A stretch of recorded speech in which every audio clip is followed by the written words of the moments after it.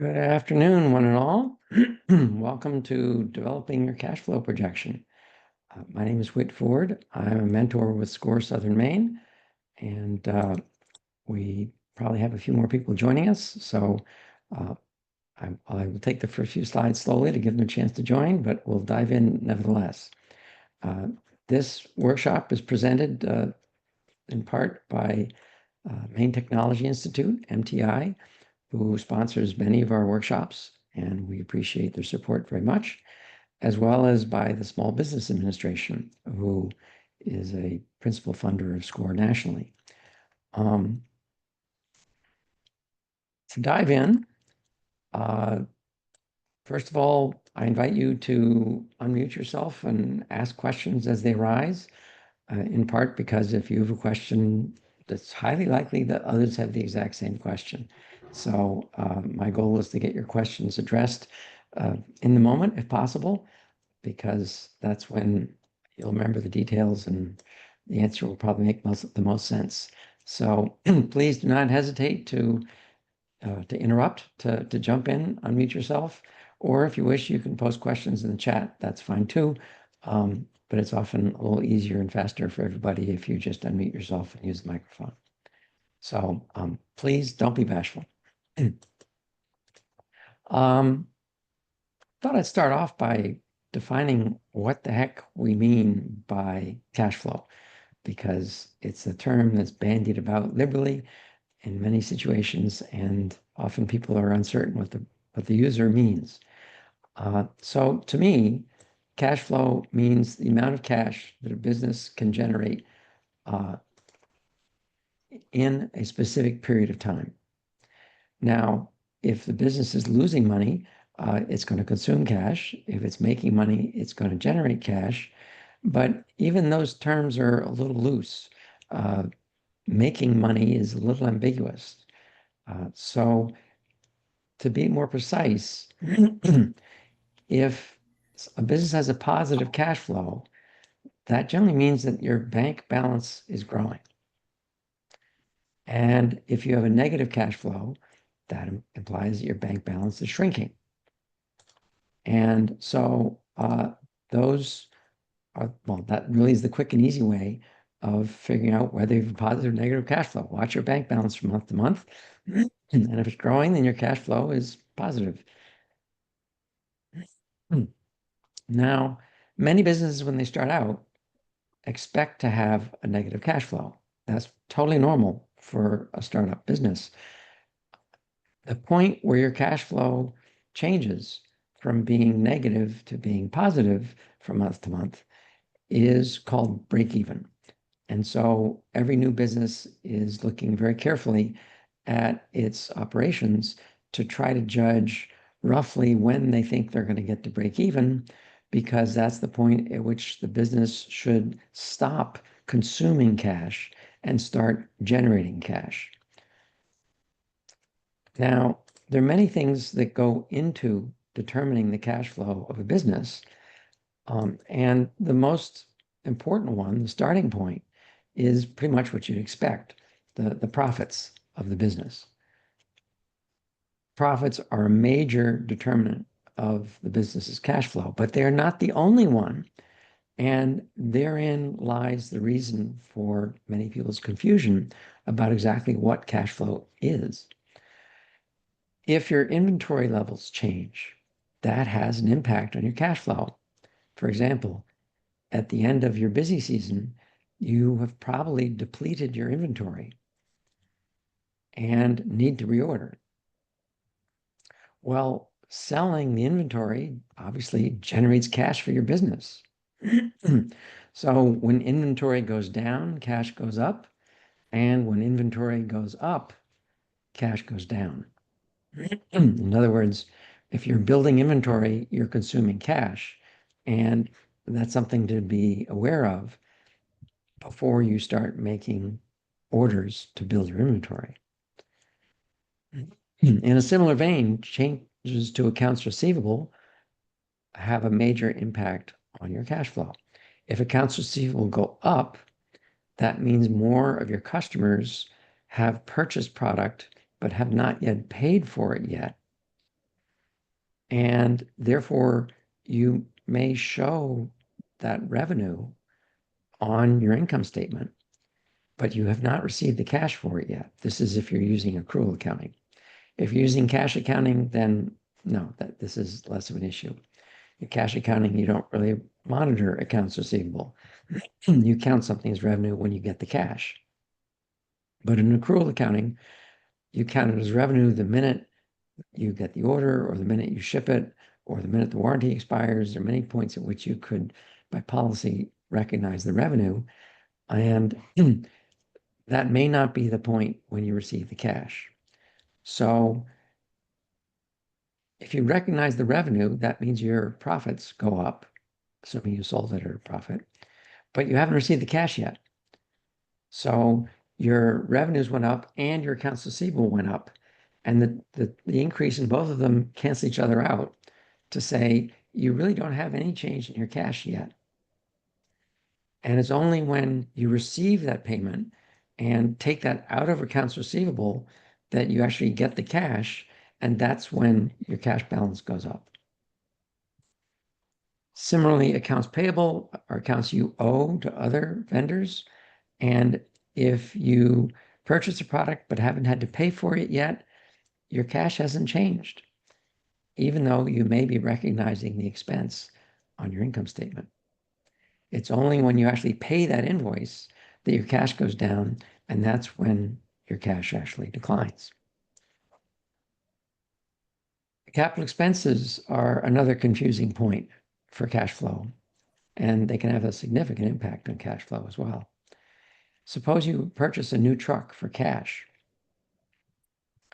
That could be a $40,000 expense. But you're probably capitalizing that truck on your financial statements, which means that you're not going to recognize a $40,000 expense in that year.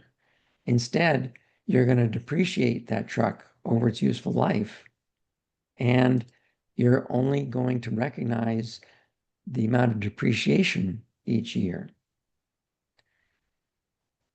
So when you bought the 40,000 truck, if you paid 40,000 in cash, that meant your cash went down by 40,000 at the time you bought it, but it's not showing up in your income statement anywhere. So it doesn't affect profits yet. So that increase in capital expenditures needs to be reflected in your cash flow projection. Now, in other scenarios where you buy a truck, say you borrowed money to buy the truck, well, then you'd have an inflow of cash from the loan, an outflow for the purchase, and the two might net out, leaving you only with, say, a monthly loan payment. That loan payment will have two components, principal and interest. Principal does reduce your profit. Sorry, let me restate that. Interest does reduce your profit. Principal does not appear anywhere on your income statement. So if you make a $200 loan payment, of which $100 is interest and $100 is principal, your profits will go down by $100, not $200. So in looking at your profit, you need to reduce your profit by any principal payments made on debt during that period. And lastly, owner's draws. As the owner of a business, if you own an LLC, say, if you take money out of the business because you're not paying yourself as a W-2 employee, that reduces the cash in the business, obviously. But you're taking money out of the business is not reflected anywhere on the income statement. That's not an expense of the businesses. That's you, the owner, presumably taking some profits out of the business. You'll still have to pay tax on them at tax time, but the business has less cash.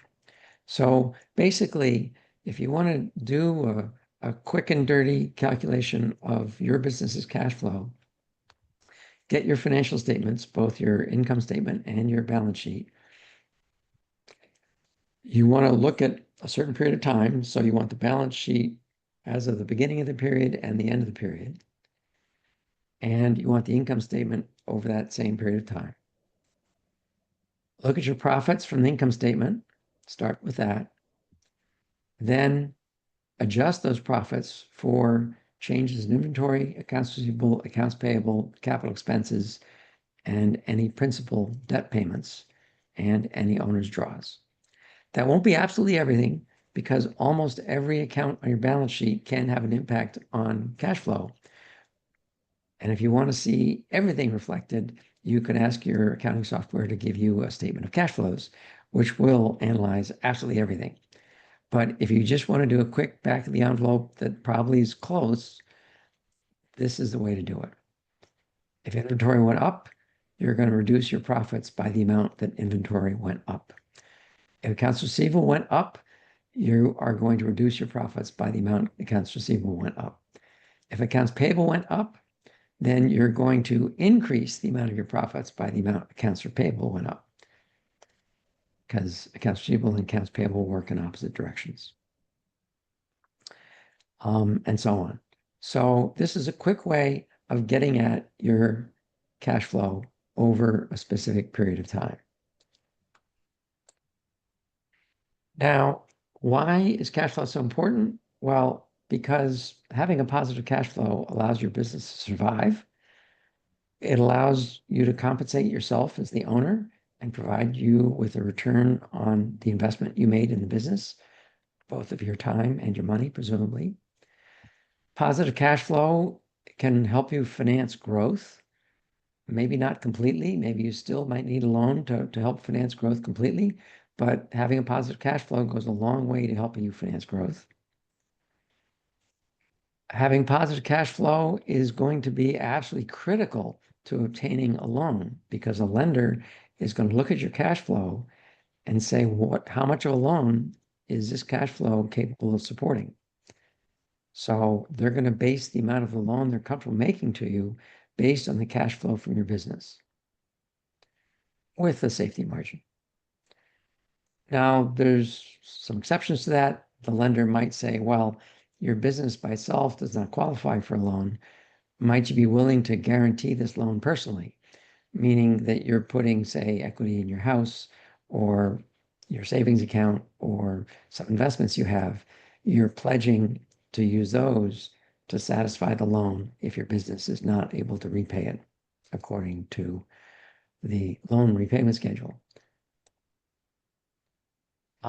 And if you do wish to apply for a loan, you're usually going to be better off applying for a loan well before you actually need it, because that shows the lender that you are looking ahead, you are doing a cash flow forecast, and therefore you're a good planner.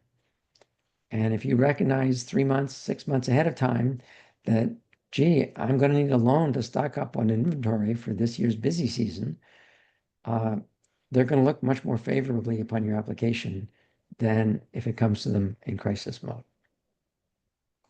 So positive cash flow is a good thing. And we're going to show you how you can go about calculating your cash flow and projecting your cash flow. So as you go about trying to project your cash flow, I strongly recommend that you project your revenue first, and only then forecast your expenses. And the reason for this is because it's somewhat miraculous how, when people have forecasted their expenses first and then they turn to looking at their revenue, it's miraculous how often the revenue ends up just slightly exceeding expenses. And that's because revenue forecasts are a bit more subjective than expense forecasts, and they're harder to do. And so I encourage you to do the hard part first. Forecast revenues first, and only then turn to expenses. And that tends to keep your forecast a bit more down to earth, a bit more honest, and helps you realize that perhaps you are at risk of running low on cash at some point in the future. So before I get into more specific details on forecasting, I just want to mention a couple of things. First of all, the way in which one business forecasts the revenue can differ tremendously from the way that another business in the same industry forecasts the revenue. So just because your buddy forecasts the revenue one way doesn't mean that's going to be the most practical way for you to forecast your revenue. That's one reason that I don't see many revenue forecasting templates that people feel are going to be widely useful across any type of business because it doesn't really exist. Every business forecasts in a different way. Now, there might be a template for retail stores or a template for service businesses, but they will tend to have fundamentally different approaches to forecasting the revenues. Partially as a result of that, forecasting is often much easier for some businesses than for others, but much depends on the nature of the business. In some businesses, you may have contracts signed going out months and months and months in advance. In other businesses, your sales all depend on who walks through the door. And so Yeah, I'm all right. I got. the other challenge to forecasting is if you have a good history of results, then that often is something that you will base your forecast on. And in basing your forecast on that, you have patterns from the past to use in your forecast, which can be, not always, but often very useful. So once you are established and have been in business for a while, that makes forecasting easier. That doesn't mean it's necessarily easy, just easier. And because of all of this, the spreadsheet I'm about to show you really just sort of has one line for revenues. And therefore, I suggest you create a separate spreadsheet that you can use to forecast your revenues. And that way you can make it as complex or as simple as you wish. Just a simple example is suppose I Make sure have you have the three call. fundamentally different types Do you of hear me? products I sell. I'm on the call, so I don't hear you, but I want to make sure you hear me. What? Um, if I have three different kinds of products I'm selling, then I might wish to forecast each of those products separately. And in doing so, I'm going to trust my forecast a little more. And that's relatively straightforward. Just have 3 rows for your forecast, add them up, and there's your total. Copy and paste your totals in your forecasting spreadsheet for cash flow, and ta-da, you're done. But many people wish to do a forecast that involves, say, the units sold times an average price, and then times maybe a seasonality factor. You may want to do that for a series of different products or a series of different businesses. And therefore, your revenue forecasting spreadsheet might get more and more complex. It's up to you how complex you wish to make it. When you have some history, often you don't need it to be as complex.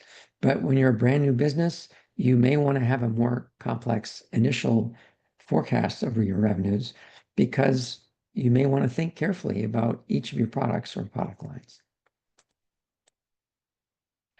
And lastly, just a sympathetic word of understanding.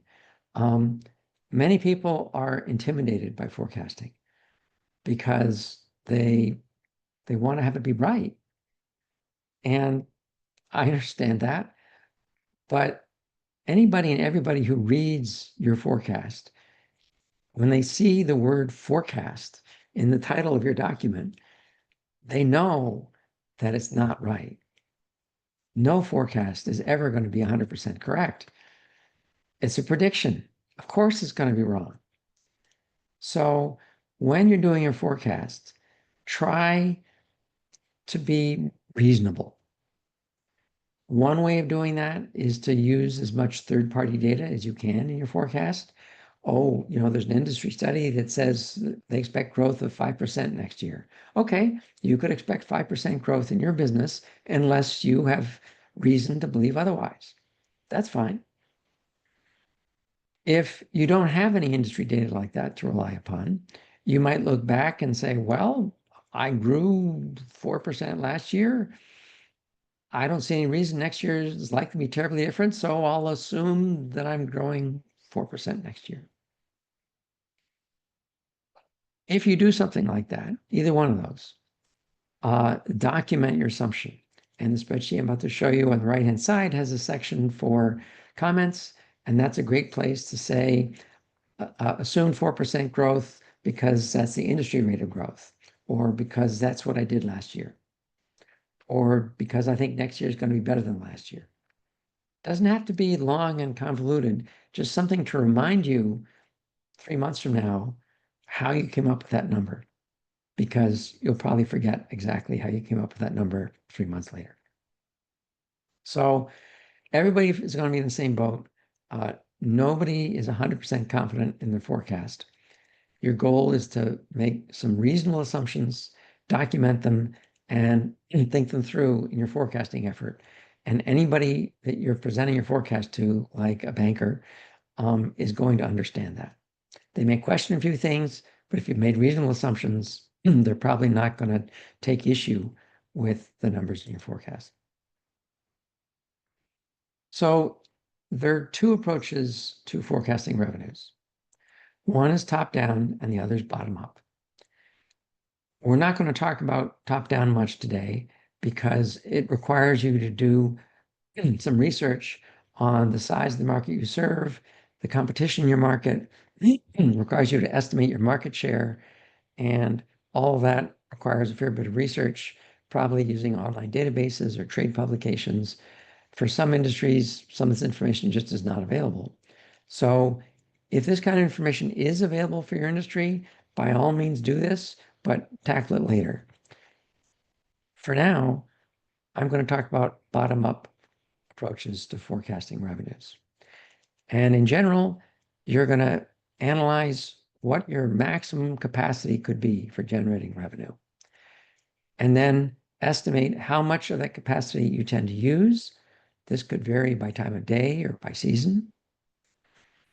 And then perhaps take an average sale as a measure of revenue, multiply that by your capacity and utilization to come up with a way of generating a revenue estimate that reflects your actual capacity and its utilization.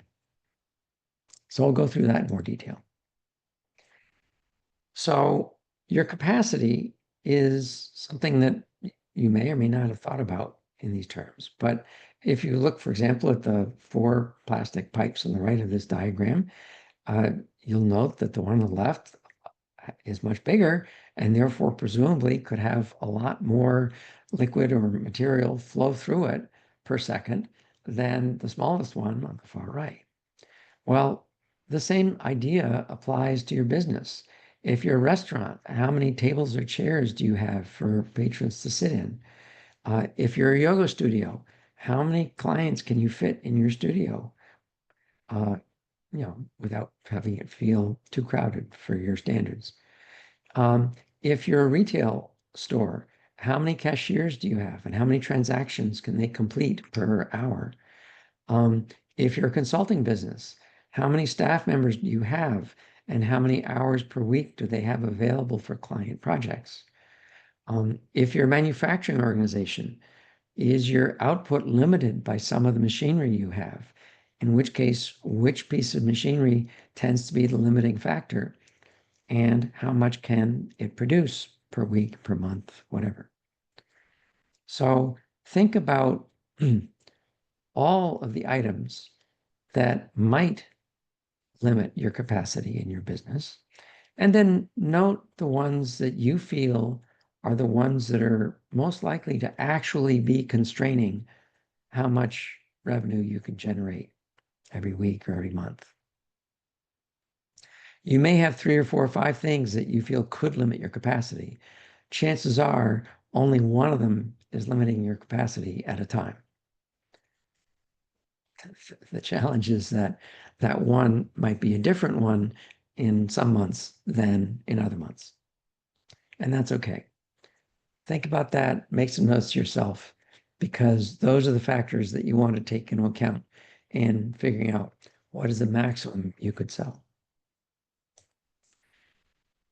Then think about how much your capacity is actually used.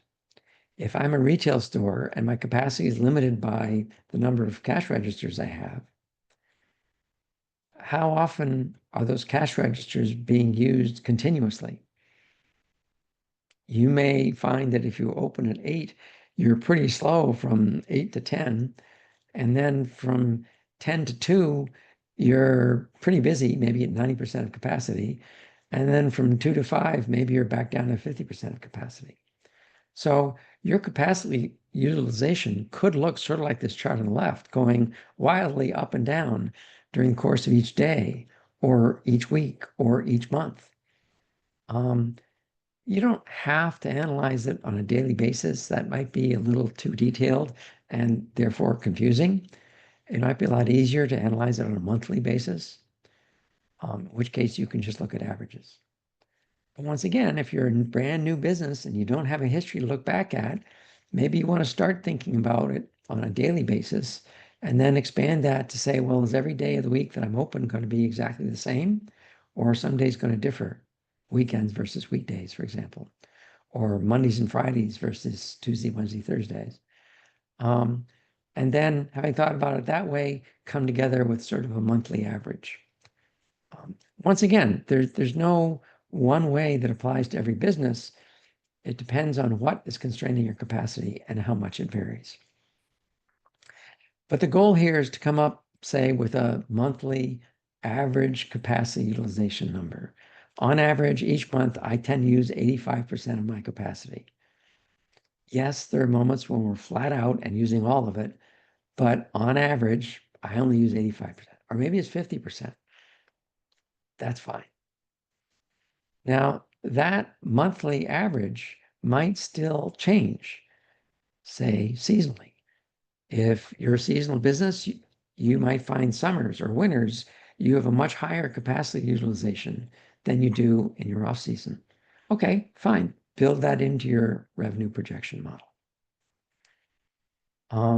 You may also have downtimes. If you're a manufacturing organization and you need downtime to maintain equipment, there might be a month where your capacity utilization drops way down because you're using that time for preventative maintenance. Okay, reflect that in your revenue projection. So that's why I recommend that you estimate your capacity usage by month. That gives you a greater ability to reflect the true seasonality of your business.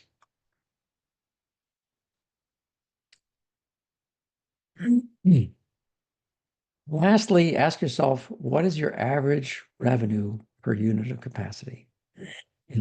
So if my capacity was saying I can produce, 1,000 widgets a month, then how much revenue do you make for each widget?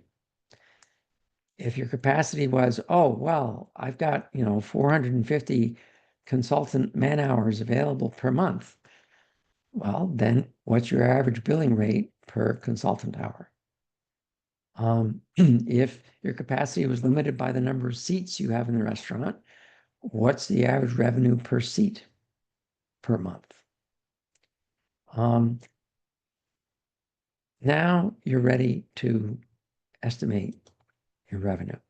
So here's one business that may be overly simplistic, but I'll start with it just to give you a quick idea. Suppose you're a math tutor and you want to estimate what your revenues might be. Well, you look at the calendar and you realize that between your other commitments and when kids are in school and sports and so on, you really only have about 18 tutoring time slots available per week.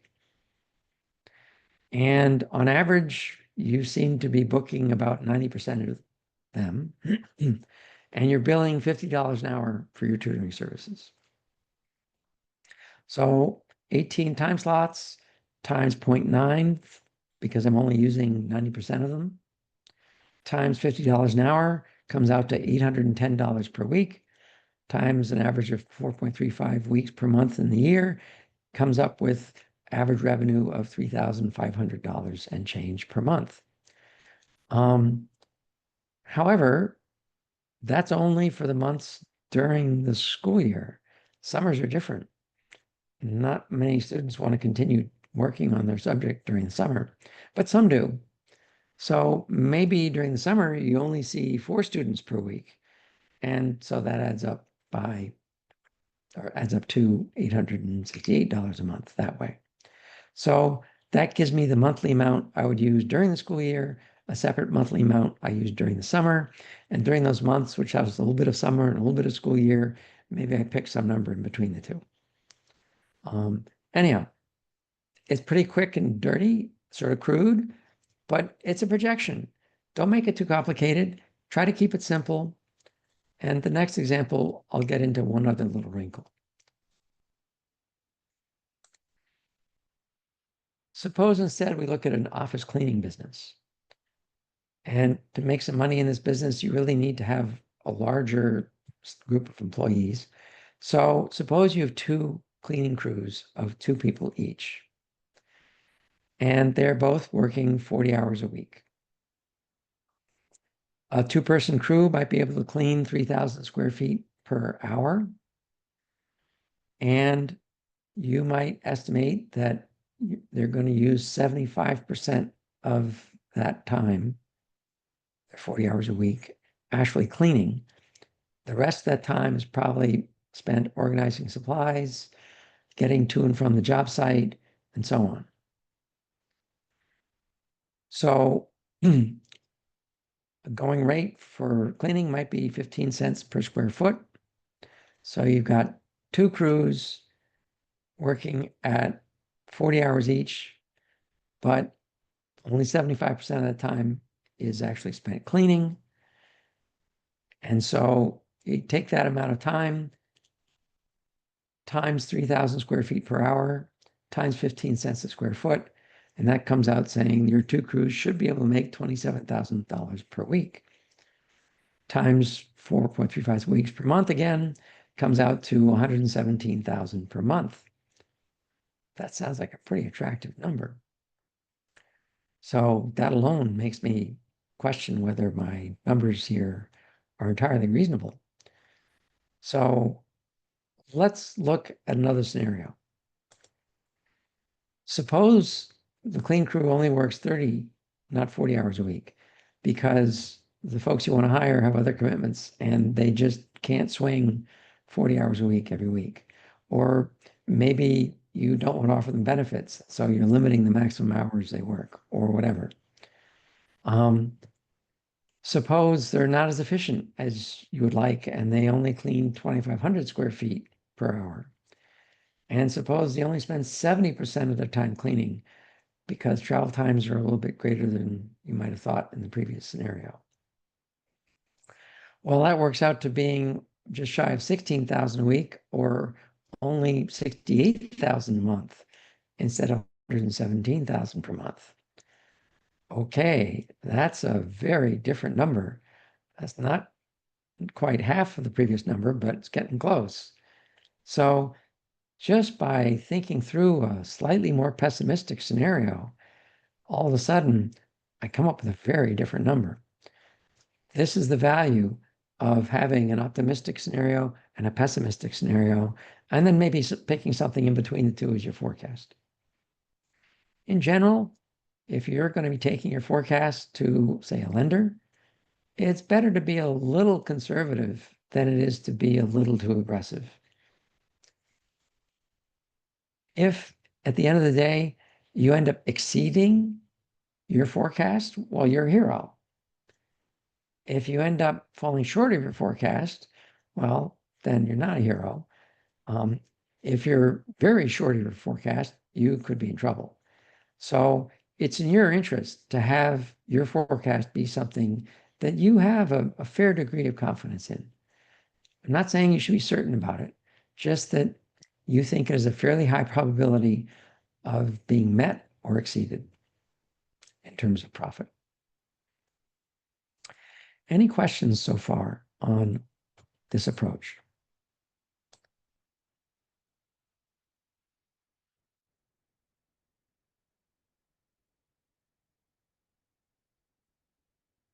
Okay. So here is the template that we have on our website. This is the first page of it, but the other pages, most of them look just like this. The second page allows you to extend the forecast to a second year, so you can go out 24 months instead of just 12. The third page allows you to extend it to a third year, so you can go out 36 months. Down below this page, not shown here, is a quick tool to help you analyze a loan. So if you plan on getting a loan, it'll quickly help you figure out approximate principal and interest payments each month, and we'll feed them into the spreadsheet for you. So all of the particulars of your business really are going to fit right on this spreadsheet. So as you look at this down the left-hand side, you'll note that there are really 4 sections: cash receipts from operations, cash receipts from capital, cash expenditures for operating, and cash expenditures for capital items. So we're going to go through each of those in some detail. We've just gone through how you might project your cash sale receipts. Now, because this is a cash flow template, if you use accrual accounting and therefore might recognize a sale before you actually get cash from that sale, I just want to point out that when you put the results of a sale into the spreadsheet, you should put them down in the month that you actually expect to receive the cash, not the month in which you might recognize the sale on your income statement. There can be a difference. All the cells in green here are ones that you can change. So for example, up here it says January 2023. If you put a new month and year in there, all these other ones after it in white will change to be the next month, next month, next month, to make it quick and easy to propagate a new set of dates out into the future. Immediately beneath it, a cell in green labeled beginning cash, put your starting bank balance there. You'll put your receipts down here, your expenses down here, and then it will calculate your total cash paid out and your ending cash for the month. So everything that's in blue down here is going to be the number you really want to pay attention to. This tells you what your projected bank balance is going to be at the end of the month. And we'll talk about analyzing this later. Note that all of the labels on all these rows are also in green. These are just suggested categories. You don't have to use these. You can put any particular name or title you want for the receipts or the expenses in these green cells. These were put here just to remind you to think about these things. If they don't apply to your business, then put something that does apply or just delete the title entirely. That's totally up to you. Everything in white is a formula that's automatically calculated. You can unlock the sheet and change them if you wish, but if you're not comfortable with spreadsheets, I would not recommend doing that. Anyhow, so this is what a one-page, 12-month cash flow projection might look like. I just took you through all of this, so that I don't want to repeat myself. So to get started with such a spreadsheet, estimate your bottom-up revenues in the fashion I just described. And the first time you do that, it'll take you some time to think it through. The next time you go to update things, it'll go a lot faster. Secondly, ask yourself whether your revenue estimates will be steady or will grow or be seasonal or grow and be seasonal or what. Think about that and reflect your sense of your business in those numbers. Next, do the top-down research I mentioned earlier on. Look at the size of your market, the number of competitors you have, the share that you have, and that should allow you to come up with an approximate sense of what your revenues might be there. So for example, one way of calculating it would be the total number of customers in the market you serve. That's obviously an estimate, times your estimate of your share of that market. Oh, I've got 5% of that market. Okay, use 5%. Times the average purchase that a customer tends to make, times the number of purchases per month the average customer makes. And you have a revenue estimate. Now, maybe you'd rather do it purchases per year and then divide by 12 to come up with monthly. That's fine. Whatever works for you. Once again, think about the seasonality of your business. Now, once you have your two forecasts in hand, one bottom up, one top down, they almost certainly will not be the same. So look at the two and try to figure out whether it looks like your revenue is going to be limited by your capacity or by the size of your market or your share of the market. In general, the smaller of the two forecasts is probably going to be the more realistic. You might have more capacity than you can use for the size of the market you're serving, in which case your forecast based on capacity will be too great. On the other hand, you might not have enough capacity to serve the share of the market you think you could get, in which case your capacity is what's going to drive your actual revenues. It's always a useful exercise to compare these two numbers and think about why they're different and which you have greater confidence in and why. There's not necessarily always a hard and fast answer to the why question, but it's a good thing to ponder. So decide upon a revenue projection that you feel you can defend to somebody that you're presenting your cash flow forecast to. And it never hurts to re-examine the question, have I reflected when I receive payment correctly in my forecast? Will you receive payment when you receive the order, when you ship the order, when the order gets there, 30 days later, if you give people some time to pay? Go back and double check that the cash receipt amounts you put in for revenues reflect when you will actually receive the cash, because this is a cash flow forecast. So at that point, we are done with that very top section in the spreadsheet I showed you. And we're ready for that second small section. And this is other sources of cash. And by that, we mean perhaps an additional investment that you as the owner are putting into the company, or maybe you find a new partner who invests some of their money in the company. Perhaps you receive a loan, in which case the loan proceeds would be a source of cash for the company. Perhaps you receive a grant, or you win a competition, or perhaps you did some crowdfunding to try to raise money that way. Whenever you think other sources of cash other than revenues might come in, other than things you've sold, put those down in that second green section up under cash inflows. Many of these, if they happen, will happen infrequently. So we mention them because if they happen, they can be significant for the company. So don't overlook them. But for most people, they're going to have one or maybe two of these things happening per year. So all that would go under, say, new loan amounts or owner investments or something like that. Once again, you can change the titles of these cells to reflect what that inflow actually is coming from. Next, we turn to the easy part, your expenses.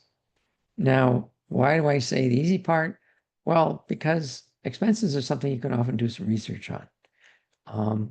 And the other good news is that you will probably overestimate some expenses and underestimate others.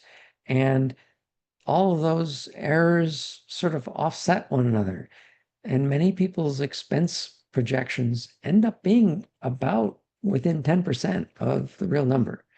So expenses are often closer to the mark than revenues in people's projections. So don't overlook the fact that some expenses may occur only once. For example, if you're a startup business, you want to make sure you include some of your startup expenses in there because that's cash you're going to need. They might appear in the first month or two and then never again. That's fine. Other kinds of expenses, like your cost of goods sold, will vary with revenues. So in months that you have high revenues, you might expect those expenses to be high. And in months where you have low revenues, you expect those to be low. Some expenses may vary with, say, temperature, like your utilities, while others are constant, like your rent. So think about, is this going to change from month to month and why? As you go about projecting what that expense is going to be. Some won't happen every month. Many insurance policies you pay for twice a year. So you'll need to figure out when those are due and reflect that in your cash flow forecast. And so, oops, sorry. The last thing to do with your expense forecast is compare it to industry ratios. So on the far right of the spreadsheet, it gives you totals for the year, and you could take each expense, say, as a percentage of your revenues. And if you don't have access to industry ratios, try talking to a banker.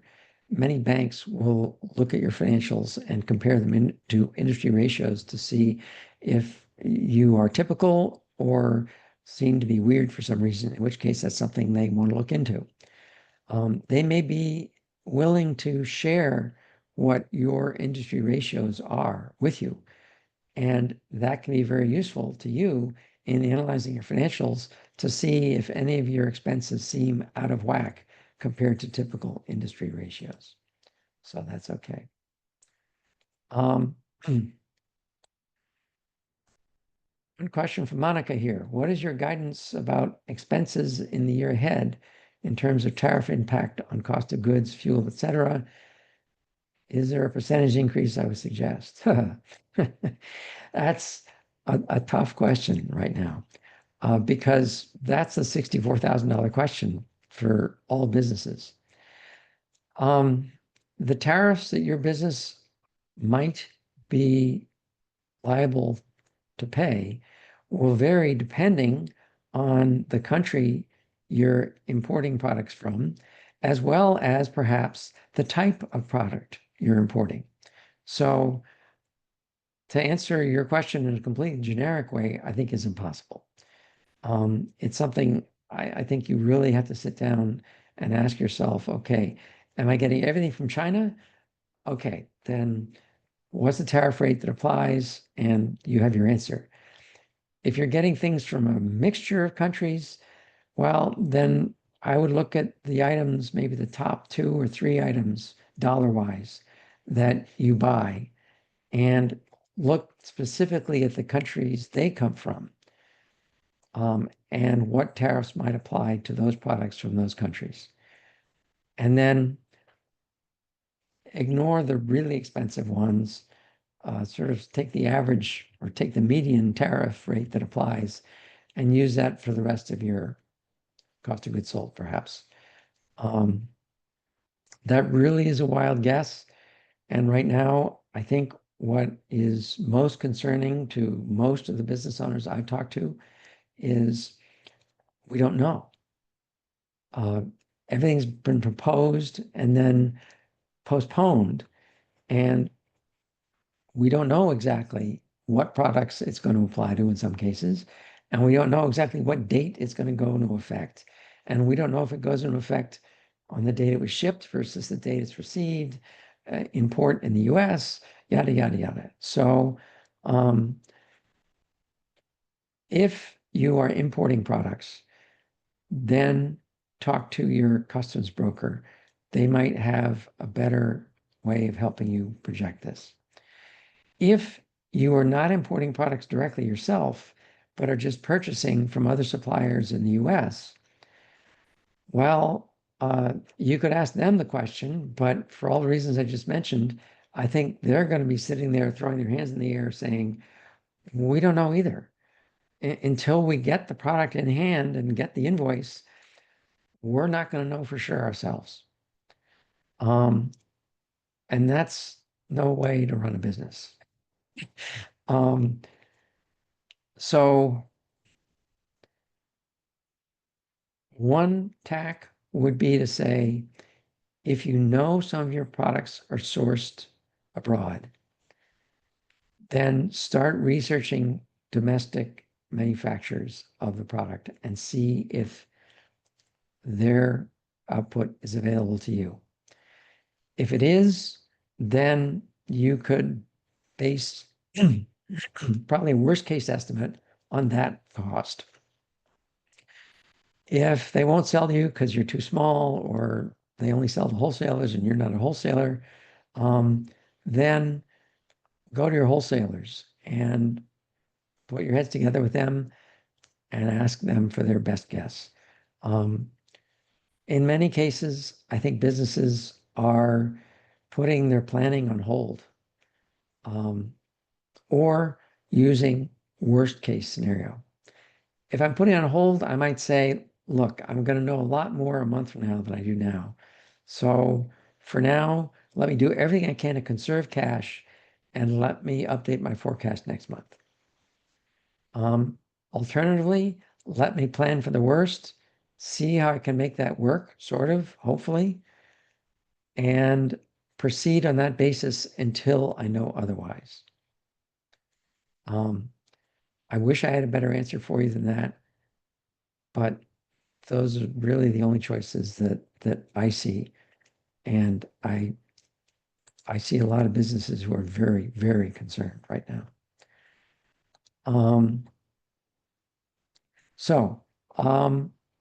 Once again, just like with revenues, enter them when they're received, enter your expenses only when they're paid. So if you have a vendor that's giving you terms, you don't have to pay me for 30 days after you order it.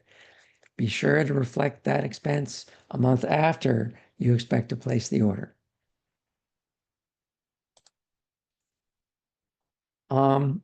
If you're already in business, then you have history to look at to help you verify that your expense forecast seems reasonable and use your history. But if you expect changes in your business, your history may not exactly apply. If you're growing, your historical expenses are probably too low. If you're shrinking, they're too high.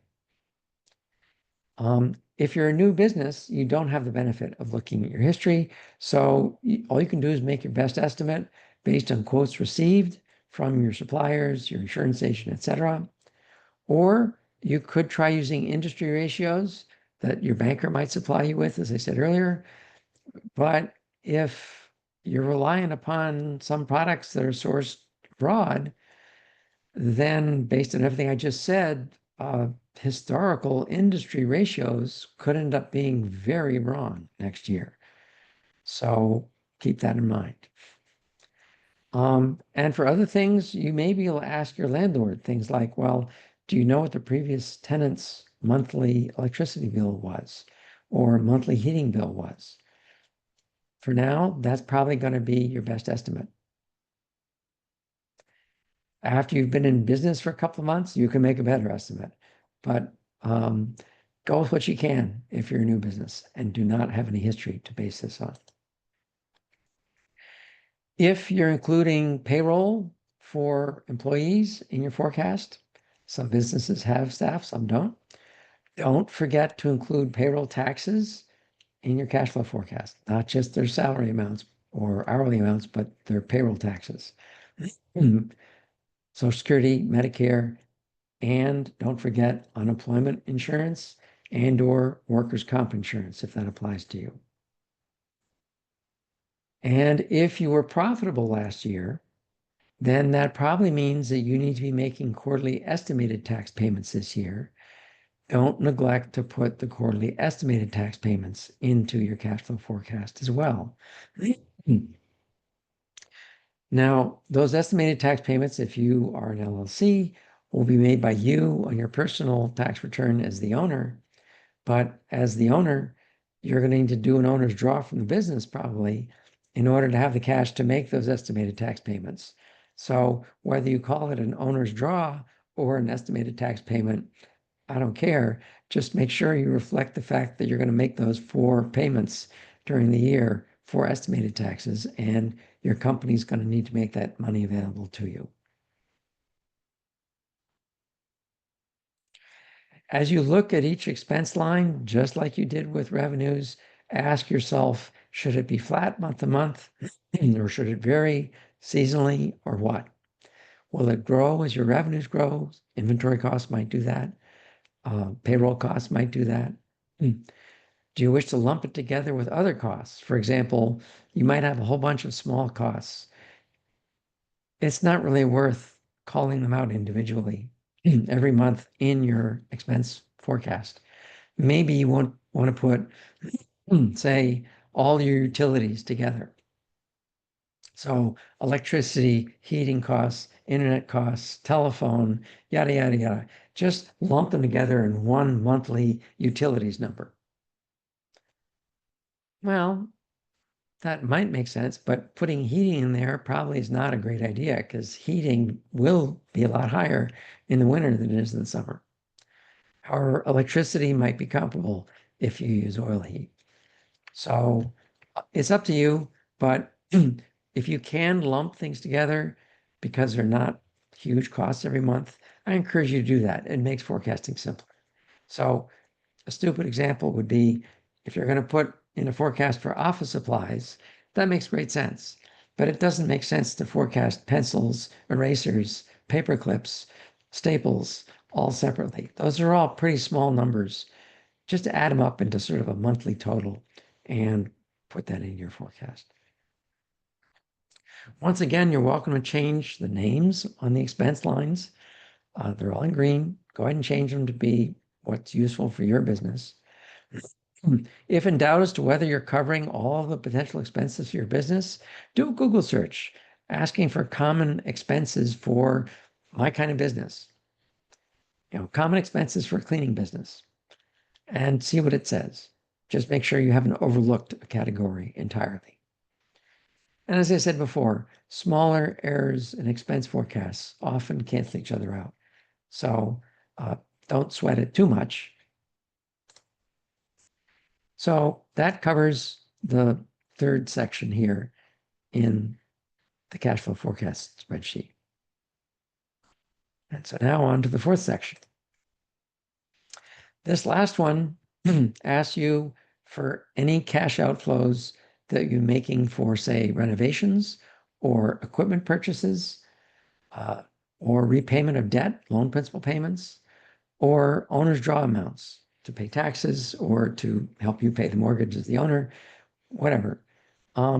Any significant cash outflows that are not going to appear as expenses on your income statement. Be sure to note those here. And then you're ready to look at that blue line at the bottom. This shows, as I said before, your expected cash balance at the end of every month. If a month is negative, you potentially have a problem because that means you don't have any money to pay your expenses or your vendors, which technically means you're bankrupt. Now, if you only have a negative balance for 1 month, you can probably finagle your way around that. But if you have a negative balance that lasts for more than a month, that's usually a sign of a more serious problem. But even if a month is getting sort of close to zero, but is still positive, I advocate you have a concern.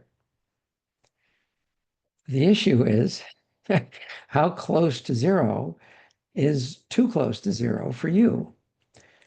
My answer might vary a lot from your answer. So for some businesses, having 500 bucks is fine. For other businesses, having 500,000 is not fine. It all depends on your business. So for example, if you have a payroll you might say, oh, I will always want to have at least one payroll in the bank. Or maybe it's 2 payrolls, or maybe it's 3 payrolls. I don't know, your choice. But the way I describe it is, what bank balance helps you sleep well at night? It's a good question to ask yourself and think about. And then if you see a bank balance approaching that sleep well at night balance, that's a month that you want to pay some attention to figure out whether you can manage your way or plan your way around that potential dip in your cash balance. So we're talking about the blue line down here at the bottom. So if you see a dip that you wish to try to address, how can you do that? Well, in general, this may or may not apply to your situation, but in general, you might be able to ask customers for a deposit before you ask them for the balance. And in doing so, you get some money to help you buy supplies, etc., well before you ship the final product to the customer. Or in the case of a consulting project business, to help you pay your staff while they're working on the project before your deliverable date. Now, you cannot ask for a deposit in every business. I get that. But in many businesses, you can. And if you're not already doing so, think about doing that, because it helps your cash flow a lot. Asking for a bigger deposit will help more, but once again, it depends on what the norms in your business are. Secondly, control your expenses carefully, particularly your fixed expenses. So before signing a lease for a bigger space, which is always very exciting for a business, look carefully at your cash flow forecast to make sure that the higher monthly lease payment is not going to be something that causes you a cash flow problem down the road. And it isn't just leases. Look at any and all of the expenses that do not tend to vary with your revenues. So another big expense is inventory. It's a little weird. It's not a fixed expense, but it often precedes revenues by a fair bit of time. A lot of companies like to put stuff in inventory before they need it, just so they know they have it for plenty of good reasons. Maybe if you're running cash flow issues, you're willing to make do with a little bit less inventory through that month, and then to stock up again the following month. But inventory restocking can be a huge cash sink. Gabriel says, the conventional wisdom is that many businesses in my industry don't break even until the 5-year mark. While I would love my cash flow to be positive from the get-go, what is a reasonable expectation for beginning cash flow for a fledgling business? I cannot give you a number. I can only say that my goal as a business owner would be to have my cash flow be improving over time, meaning becoming less negative. That doesn't mean every month, but the typical pattern would be, in my first 2 months of startup, it's going to be way negative because I have all these startup expenses. In my first month without startup expenses, I'm just starting to get some customers in. So my revenues are low, but my expenses are still there. I'm trying to control them as much as I can. They're going to get higher, but they're still significantly more than revenue. That's okay. Month 2 might be pretty much the same as month 1. Month 3 might be the same as month 2. But hopefully I'm starting to see revenue starting to catch on. And as my revenue starts to grow, maybe some expenses have to grow with it. And so maybe my cash is still roughly negative by the same amount every month. But I see revenue improving and expenses are moving up, but only the ones that have to. In which case, I'm managing the business as best I can. And then you reach some tipping point where you achieve some level of efficiency, or economy of scale. And all of a sudden, your revenues grow by more than the expenses have been growing so far. And you see your monthly cash outflow get better, get less negative. Once again, you might stay at that approximate less negative number for a few months. But what I'm looking for as I look at a year or 2 or 3 is I'm looking to see that monthly outflow gets smaller and smaller over time.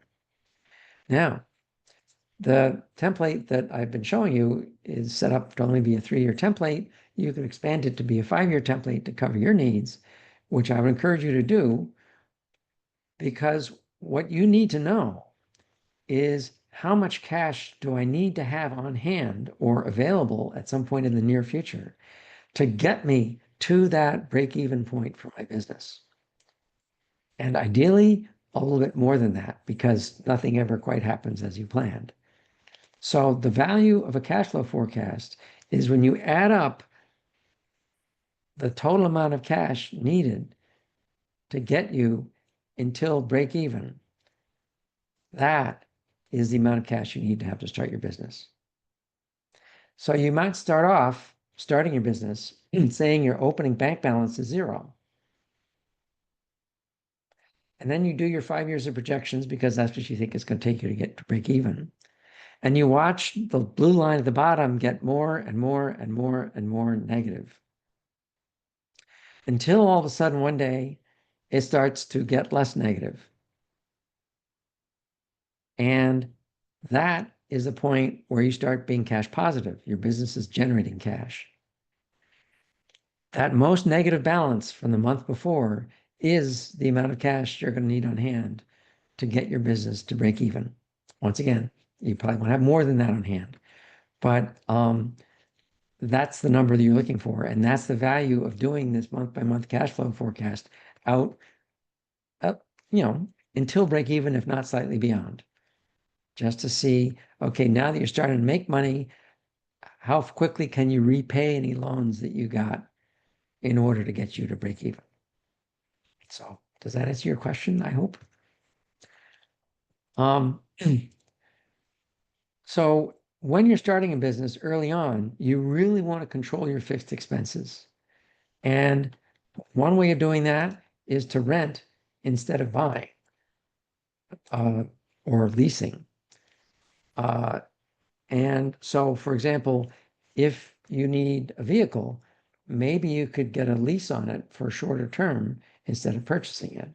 Or maybe instead of signing a 2-year lease on a retail space, you could get a month-to-month for a much higher rate per month, but at least you're not obligated to that 2-year total lease amount, which is what you're obligated to pay the landlord if you close your shop in 5 months. So control your fixed costs as much as you can early on, even if that means your margin is going to be lower early on. For example, instead of buying 10,000 widgets for inventory because I get a better price per widget that way, but it costs me a total of more cash, maybe I only buy 500 for a much higher price per widget, but this at least lets me verify that I can sell them in the period of time I think I'm likely to sell them in. And only once I have proof that yes, the market is there and they will buy from me at the price I expect them to buy it at, only then do I start making larger purchases of inventory, because that will consume more of my cash. If you can get vendors to give you terms to let you pay in 2 weeks or 4 weeks after they ship it, great, take the terms. They may not be willing to offer you terms if they're giving you a wholesale price, but maybe once you've been buying from them for a while, you could go back to them and say, hey, could you improve your price to me? Because I've been a steady customer of yours. And if you can't improve the price, might you at least give me 2 to 4 weeks to pay for it? That will help your cash flow by a little bit, but that can be significant from month to month. So those are typical ways that you can use to improve your cash flow from month to month. It may not make that much of a difference in your profit, but it can make a huge difference on the amount of cash in your bank account. And that's what you want to keep a close eye on to make sure that you can sleep well at night. As I said before, you cannot run out of cash. If your need for cash is seasonal, then consider a line of credit from a bank. Many people are not familiar with this as an option, so I'll tell you a little bit about it. Most loans that people think of are for a period of time, say 10 years or 20 years or 30 years or 5 years or 2 years. A line of credit is more like a credit card account. Your bank establishes a limit for your line of credit in exchange for your paying them an annual fee for keeping the line of credit open. And you can draw against that line of credit at any time. And when you draw upon it, you pay interest on the amount that you've drawn until you repay that amount. So if you expect to be low on cash for 2 months, as you go into your busy season, because you had to stock up on inventory, that's a perfect use for a line of credit. Banks understand that you need to stock up on inventory. They understand you'll be getting it all back as sales happen. And they will be willing to give you often a reasonable interest rate on the condition that you repay that line of credit balance as you get into the busy season. Some lines of credit come with a condition that you're expected to have it be at a balance of 0 for, say, at least 2 months per year, or maybe even 2 consecutive months per year. And that is fine for a seasonal need. But if you have a longer term need, say you're funding the growth of your business and I need to double my inventory so that I can double my sales, I may not earn enough profit to have enough profit to double my inventory for a couple of years. In which case, I need a working capital loan from the bank that I do not need to repay for at least 2 years. And that would typically not be a line of credit. That would be a business loan, a short-term business loan.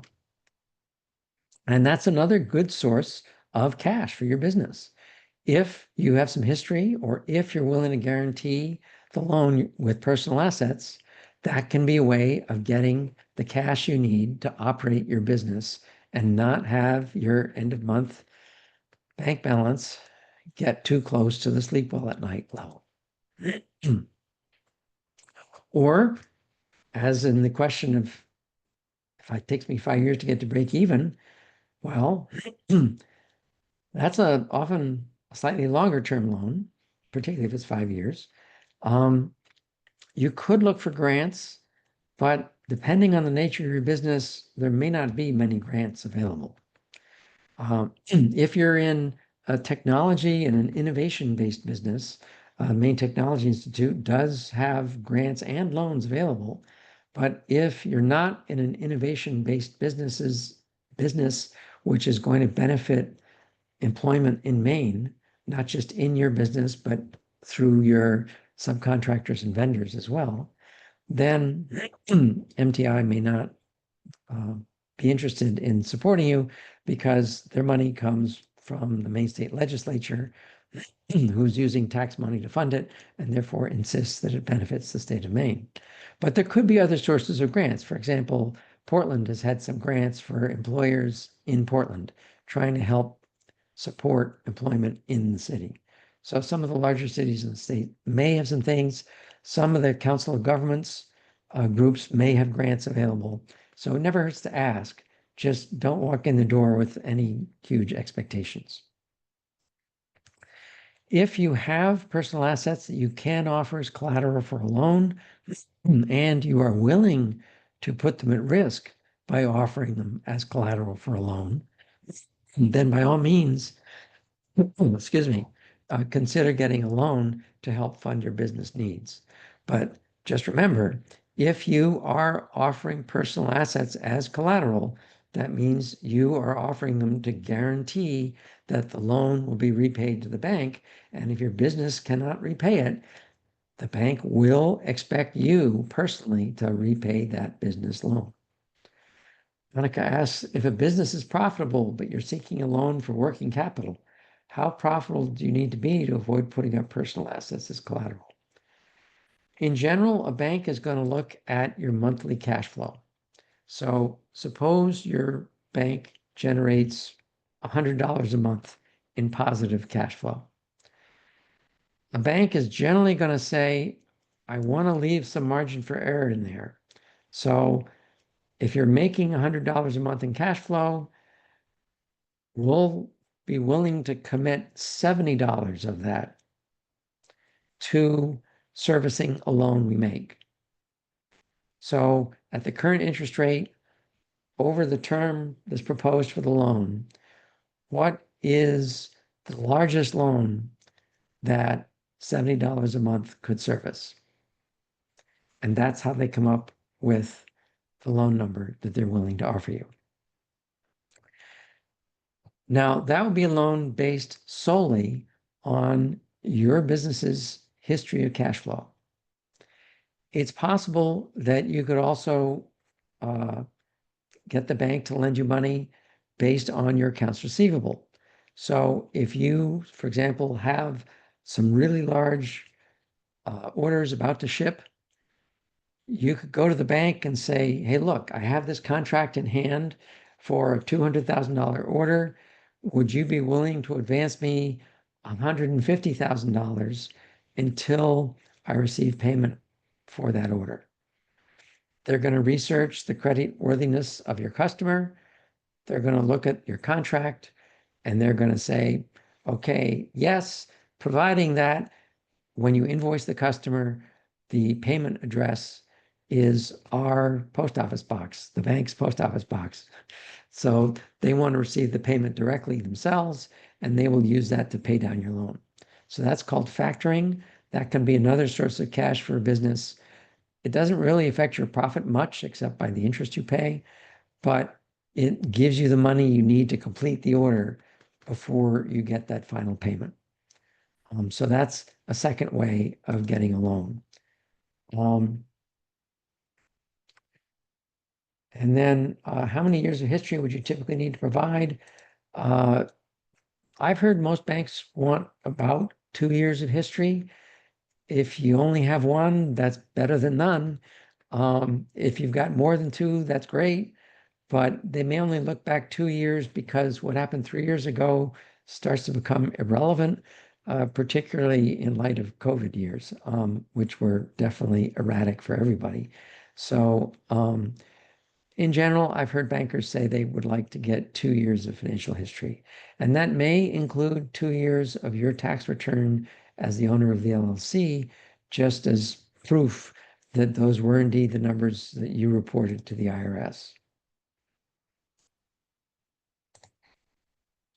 So that is everything that I have to say. I'll stick around for questions. You'll receive a survey about this workshop. Please respond to the survey. It may not come for a couple of days, so patience. You should also find a link to a recording of this workshop coming in your direction via this, an email from SCORE. Once again, that may take a couple of days. And that email will also contain a copy of the slide deck, in which case you're always welcome to use this link to find out about other upcoming SCORE main workshops. In case you're not generally familiar with SCORE, we were founded in 1964. We offer free mentoring and, at least in Maine, free workshops. We are a nonprofit. We're a partner of the Small Business Administration. We have about 320 offices throughout the United States. If you'd like to sign up to work with a SCORE mentor, you can use this QR code or just visit score.org and sign up for mentoring, and that's what we do. In Maine, we have about 100 plus volunteers in our 3 chapters, and we get about 100 requests for mentoring per month. So we're pretty busy, but it's fun. It's interesting for us. We learn something new every day, and we enjoy working with people to help them address the questions they have about their business. So I'm happy to stick around for any other questions that you may have. So fire away.